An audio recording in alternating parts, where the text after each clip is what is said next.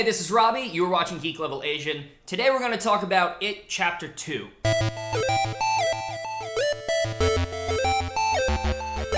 It Chapter 2 was released on September 6th. If you've seen any of my other It videos, I did a review of It Chapter 1, and I did a comparison with a friend of mine between It Chapter 1 and the original 90s film with Tim Curry. If you read the book, it's a very different experience, and I understand why. Like any novel, there's a ton of information and underlying things that you're just not really gonna get from the film, and I get that. Which makes me wish that it actually was a television series, maybe a Netflix series, rather than films. But again, I just want to begin by saying that I understand that it's not gonna be totally like the book. I get it. But that doesn't mean that you can't add specific elements, important ones, or important scenes, and we'll go over that. The next thing to mention is this is going to be spoiler heavy, so if you didn't see It Chapter 2, do not continue. So things that I liked about this film. They incorporated scenes that I wish were in Chapter 1. The couple that gets beaten up at the carnival, and one of them gets tossed over the bridge, that's how the book actually starts. So I am glad that they added that scene because it's the opening of the book. The other scene that I'm really glad that they put in there was when Richie gets attacked by the statue.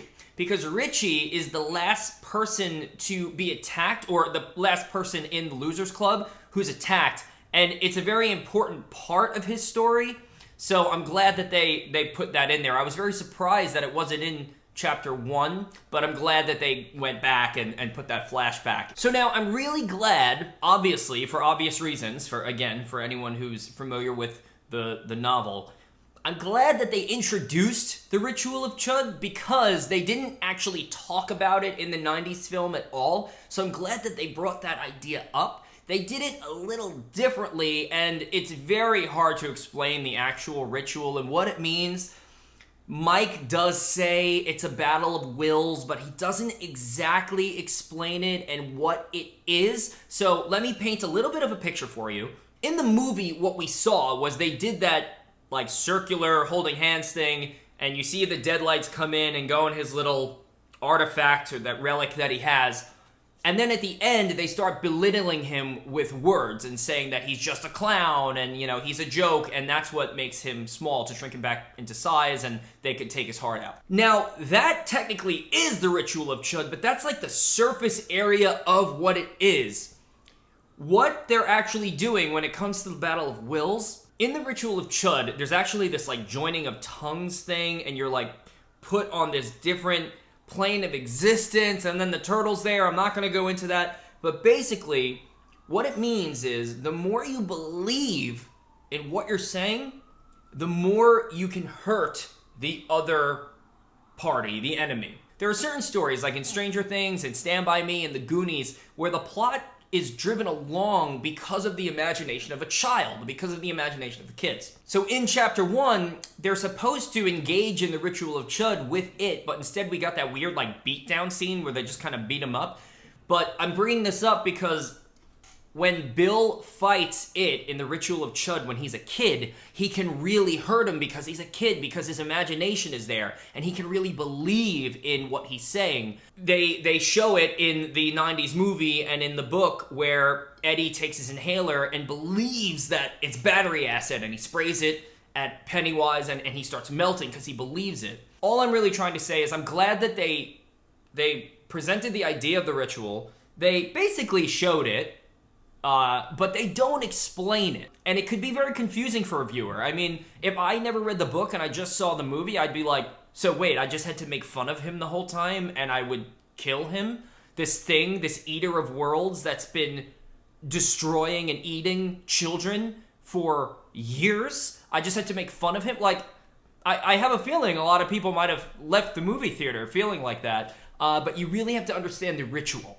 The casting, I actually really did like the casting. I think that Bill Hader was the entire movie. And for anyone that I've spoken to on social media, like asking them if they like the movie, Bill Hader is everyone's favorite part of the movie.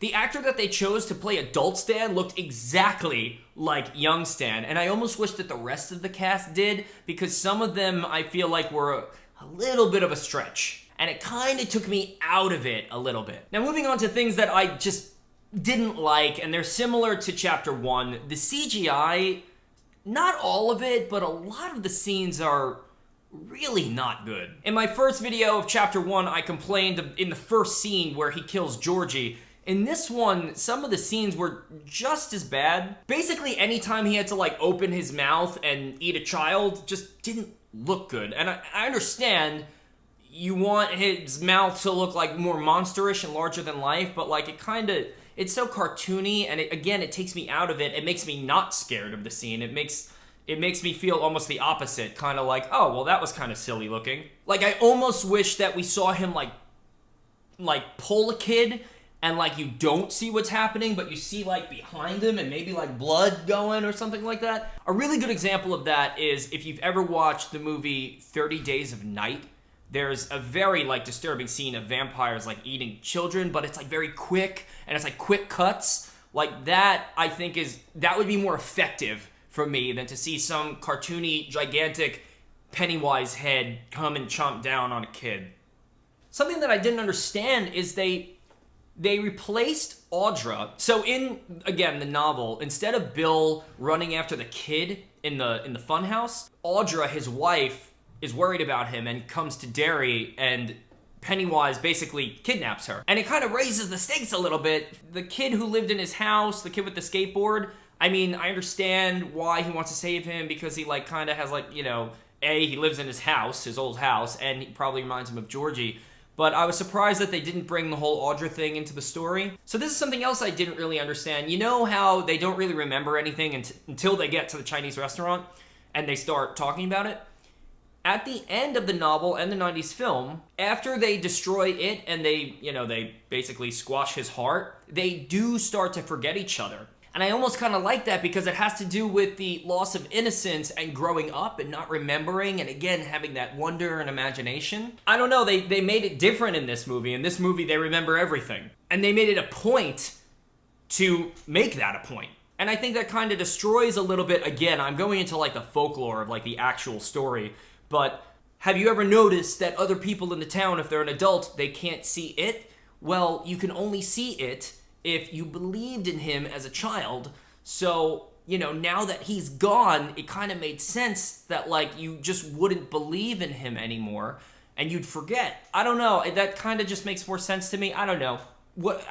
I don't know. So I don't want to just complain this whole time. I am going to offer some feedback. I do think that it would have been great to go a little bit more into the ritual of chud and to actually show the joining of tongues and maybe have, like, you know, the whole backdrop of the sewer, like, come out, and then they're in, like, some, like, almost like space-like type of existence where they're doing the ritual. I think that would visually look amazing and bring an entire different, like, mystical aspect of the ritual. I think, and this would have had to have been fixed in Chapter 1, but Bev became a damsel in distress. The whole thing where Pennywise kidnaps Beverly, that's not really a thing. That was made for the Chapter 1 movie. In the original story, she is the only one who could really contend against him physically.